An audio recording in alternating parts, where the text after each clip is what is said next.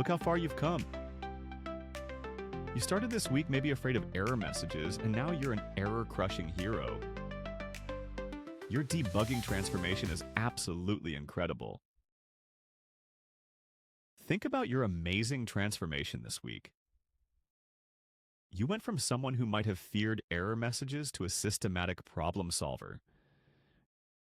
You've learned that debugging is a skill that improves with practice, and most importantly, errors are learning opportunities, not failures.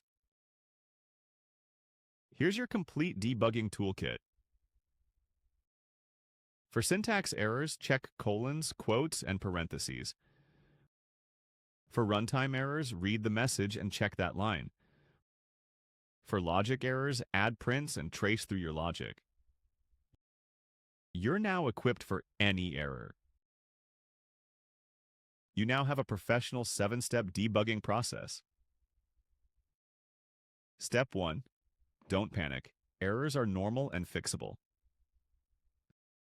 Step 2. Read carefully. Error messages contain valuable clues. Step 3. Locate the problem using line numbers and error types. Step 4. Form a hypothesis. Make an educated guess about the cause. Step 5. Test systematically. Try one fix at a time. Step 6. Use debug prints to see what's happening inside. And Step 7. Learn the pattern so you remember for next time. Congratulations! You've achieved debugging mastery. You've just mastered one of the most important skills in all of programming: systematic debugging. Here's something amazing. Every programmer, from beginners to experts at Google and Microsoft, spends time debugging.